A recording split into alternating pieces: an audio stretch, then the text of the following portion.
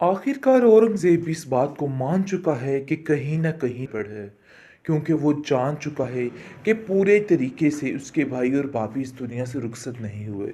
यानी कि वही बेवकूफ़ों वाले सवाल जवाब शुरू हो चुके हैं। खैर, अब देखेंगे कि बहुत ज़्यादा परेशानी में आ चुका है और कहता है कि न जाने अब हमारे साथ क्या होने वाला है। मुझे तो खुद कुछ समझ नहीं आ रही।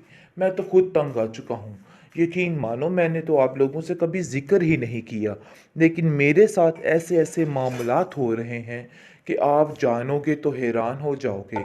जिसको सुनकर वो कहती है कि अरे भई, आपने तो कभी इन सब बातों का ज़िक्र ही नहीं किया, फिर अचानक से ये सब कुछ कैसे? जिस पर वो कहता है कि बस ज़िक्र इसीलिए नहीं किया ताकि आप लोग परेशान ना हो जाओ। लेकिन हकीकत यही है, मैं बहुत ज़्यादा खौफ़ज़दा हूँ, क्योंकि मैं जानता हूँ कि जो कुछ हो रहा है सरासर गलत हो रहा है। बस हम जितनी जल्दी हो सके इस गुड्डी को ठिकाने लगाएं, वरना मामला ख़राब हो जाएगा। क्योंकि मुझे नहीं लगता कि गुड्डी का यहाँ पे रहना बिल्कुल भी सेफ़ है। उसका यहाँ पे रहना कतई गलत है, क्योंकि जितनी जल्दी हो सके हमें ये काम करना होगा, वरना जहांगीर आकर उसको यहाँ से ले जाएगा और मामला मज़ीद ख़राब हो जाएगा। और मैं ऐसा वैसा मामला बिल्कुल नहीं चाहता। मैं चाहता हूँ कि बस ये काम जो है रफ़ा दफ़ा हो और हमें हमारा हिस्सा मिल जाए। यानी कि वो पूरे तरीके से उस चीज़ को अपना हिस्सा ही कह रहा है, लेकिन गुड्डी को ठिकाने लगाने की बात कह रहे। इतना ज़्यादा, यानी कि घटिया इंसान अपनी ज़िंदगी में नहीं देखा। देखेंगे कि शाज़िया बिल्कुल कहती है, बिल्कुल ठीक कह रहे हैं आप, ऐसी बात ही है। बस आपको अब ये काम फटाफट करना है, क्योंकि ऐसा ना हो कि कोई और उठ के आ जाए और सारा काम ख़राब कर दे। जिस पर वो कहता है कि तुम्हें नासिर को यहाँ से भेजना होगा, क्योंकि नासिर के होते हुए हम गुड्डी को कुछ भी नहीं कह पाएंगे। गुड्डी पूरे तरीके से उससे बहुत प्यार करती है और सच में उसको अपने मामू जान ही समझने लग जाती है। इसलिए अब देखेंगे कि अब ये लोग उससे भी वाइड करवा रहे हैं और कहते हैं कि बस नासिर को यहाँ से चलता करो, क्योंकि तुम नहीं जानती कि नासिर के यहाँ रहने से कितना ज़्यादा मसला ख़राब हो सकता है और मैं किसी किस्म की कोई रुकावट बर्दाश्त नहीं कर सकता। जिस चीज़ के लिए मैंने बरसों इंतज़ार किया है, अब उस चीज़ के लिए मैं बिल्कुल भी नहीं तरसूंगा और अपने इस काम को सरअंजाम दूंगा। और शाहजहाँ को यकीन दिलाता है, कहता है कि बस कुछ देर और ये सब कुछ बर्दाश्त कर लो। देख लेना कि तुम्हारी ज़िंदगी में कितना सुकून हो जाएगा और ये गुड्डी और स्वीटी हमारी ज़िंदगी से हमेशा हमेशा के लिए निकल जाएंगे। इसलिए तुम्हें परेशान नहीं होना है, बल्कि हिम्मत रखो। देख लेना, सब कुछ ठीक हो जाएगा। उसको बहुत ज़्यादा तसल्ली देता हुआ नज़र आ रहा है और कहता है कि फ़िक्र मत करना, मैंने जिस दौलत के लिए अपनी सारी ज़िंदगी दांव पर लगा दी, मैं उसको इतनी जल्दी, इतनी आसानी के साथ अपने हाथों से नहीं जाने दूँगा। ये मेरा तुमसे वादा है। आगे से शाज़ी कहती है कि भई ऐसे ना हो कि आपके वादे के चक्कर में हमारी जान ही चली जाए। इस स्वीटी को तो ठिकाने लगाएँ पहले। मुझे तो कुछ समझ नहीं आ रही कि मैं क्या करूँ? जिस पर फिर उसका वहम देकर उसको साइड पे कर देता है और कहता है कि नहीं, आप लोगों के वहमो-गुमान पे सिर्फ़ और सिर्फ़ स्वीटी सवार हो चुकी है। इसके अलावा और कुछ भी नहीं है। तुम लोगों को कुछ नज़र ही नहीं आता स्वीटी के बगैर, इसलिए ये बातें सोचने का कोई फ़ायदा नहीं है। शाज़िया समझ चुकी है कि यहाँ पे कोई दाल नहीं गलनी है। खैर, अब देखेंगे कि वो अब डबल ट्रिपल से भी पहले से भी ज़्यादा गुड्डी के पीछे हाथ धो के पड़ जाती है और कहती है कि तुम्हारी तो इन 2 दिनों में पर ही निकल आए। ऐसा लगता है कि जैसे सदियों से बड़ी ऐशो-इशरत की ज़िंदगी गुज़ार रही हो। आखिर तुम्हारी ये डैन-डंग कैसे बदले, मुझे तो समझ नहीं आ रही है। लेकिन औरंगज़ेब इन सब बातों को इग्नोर करने की कोशिश करता है और कहता है कि जाओ गुड्डी, ऐसी कोई बात नहीं, तुम रेस्ट करो। सोने की ज़िद और हठधर्मी उसकी जान ले लेगी। पता नहीं क्या कुछ कर रही है और क्या नहीं कर रही है। जैसा कि आप देख रहे हैं कि आफ़ाक ने जो काम उसने अपनी माँ के साथ किया है, वो उसके साथ करके, उसको बेहोश करके उसकी सारी रकम लेने की कोशिश की जा रही है और उस पर तरह-तरह के ज़ुल्म ढाए जाएँगे। लेकिन ये बात सोनी को समझ नहीं आई थी।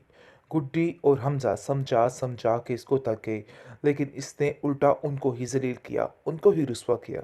लेकिन अब देखेंगे कि आफ़ाक जो है वो ऐसे-ऐसे काम करने जा रहा है कि बस ये सोनी याद रखेगी और ये चारों पहलू इसको वही नज़र आएगा। और अब देखेंगे कि फ़िलहाल जो स्वीटी है वो ये सारा माजरा देख रही है। कभी आफ़ाक के आगे नज़र आ रही है और कभी आफ़ाक के पीछे नज़र आ रही है। पहले सोनी को वो परेशान करती रही ताकि सोनी सुधर जाए, लेकिन सोनी को अकल नहीं आई है। लेकिन जी अब अफ़वाह के पीछे हाथ धो के पड़ चुकी है। वो अफ़वाह को कुछ ऐसा नहीं करने देगी, क्योंकि स्वीटी उसका वो हश्र करेगी कि वो याद रखेगी। क्योंकि वो जानती है कि गुड्डी की कज़न है। अभी स्वीटी को सारा पता है, टेंशन नहीं लेनी है। स्वीटी को सारा पता है कि वो गुड्डी की कज़न है, इसलिए वो स्वीटी जो है अफ़वाह को कुछ भी नहीं करने देगी। दूसरी तरफ देखेंगे कि जो बंदा इस गुड्डी के साथ बुरा करना चाहता है, उसके साथ ऐसा हश्र कर दिया गया है कि ये याद रखेगा। जैसा कि वो लोग फंक्शन से वापस आ रहे होते हैं, उन लोगों का बुरे तरीके से एक्सीडेंट हो जाता है, जिसकी वजह से सारे स्वीटी को ही कसूरवार ठहरा रहे हैं और कह रहे हैं स्वीटी की वजह से ही ये सब कुछ हुआ है। भाई स्वीटी कभी वहाँ पे जाके किसी के आगे गिरी है और कभी पीछे गिरी है, कुछ समझ नहीं आ रही है उसकी। लेकिन जी आप देखेंगे कि जिस तरीके से इस ड्रामे को हॉरर दिखाया गया था ना, ऐसा कोई सीन नहीं है, बल्कि अब तो कुछ और ही सीन बन चुका है। फिलहाल आप देखेंगे कि शाज़िया कहती है कि अरे भई इस लड़की को मैं बिल्कुल भी बर्दाश्त नहीं करूँगी। और वो स्वीटी, छटाक भर की स्वीटी, क्या हाल करके रख दिया उसने हमारा। मुझे तो समझ ही नहीं आ रही है कि वो क्या कर रही है। जिस पर गुड्डी कहती है इसकी स्वीटी तो मेरे पास थी। आप कैसे खालाजान कह सकती हैं कि स्वीटी आगे थी आपके वजह से, यानी उसकी वजह से आपका एक्सीडेंट हुआ है। लेकिन जब देखेंगे कि औरंगज़ेब कहता है जो कुछ भी है अभी फ़िलहाल तुम्हें शाज़िया खामोश रहना होगा। इन सब बातों को करने का कोई फ़ायदा नहीं है, क्योंकि अब इन बातों का कोई भी जवाब नहीं है। क्योंकि वो तो गुड्डी का काम ख़त्म करना चाहता है। इसलिए उसके लिए दिन-रात मेहनत कर रहा है और दिन-रात एक कर रहा है और शाहज़ाद को यकीन दिलाता है, कहता है कि बस कुछ देर और ये सब कुछ बर्दाश्त कर लो। देख लेना कि तुम्हारी ज़िंदगी में कितना सुकून हो जाएगा और ये गुड्डी और स्वीटी हमारी ज़िंदगी से हमेशा-हमेशा के लिए निकल जाएँगे। इसलिए तुम्हें परेशान नहीं होना है, बल्कि हिम्मत रखो, देख लेना सब कुछ ठीक हो जाएगा।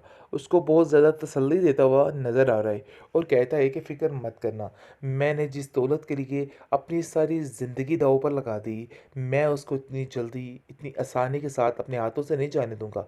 ये मेरा तुमसे वादा है। आगे से शाज़ी कहती है कि भई ऐसे ना हो कि आपके वादे के चक्कर में हमारी जान ही चली जाए। इस स्वीटी को तो ठिकाने लगाएँ पहले, मुझे तो कुछ समझ नहीं आ रही कि मैं क्या करूँ? जिस पर फिर उसका वहम देकर उसको साइड पे कर देता है और कहता है कि नहीं, आप लोगों के वहमो-गुमान पे सिर्फ़ और सिर्फ़ स्वीटी सवार हो चुकी है। इसके अलावा और कुछ भी नहीं है।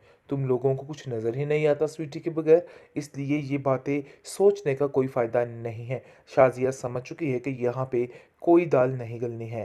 ख़ैर आप देखेंगे कि वो अब डबल ट्रिपल से भी पहले से भी ज़्यादा गुड्डी के पीछे हाथ धो के पड़ जाती है और कहती है कि तुम्हारी तो इन 2 दिनों में पर ही निकल आई। ऐसा लगता है कि जैसे सदियों से बड़ी ऐशो-इशरत की ज़िंदगी गुज़ार रही हो। आखिर तुम्हारे ये डैन-डंग कैसे बदले, मुझे तो समझ नहीं आ रही है। लेकिन औरंगज़ेब इन सब बातों को इग्नोर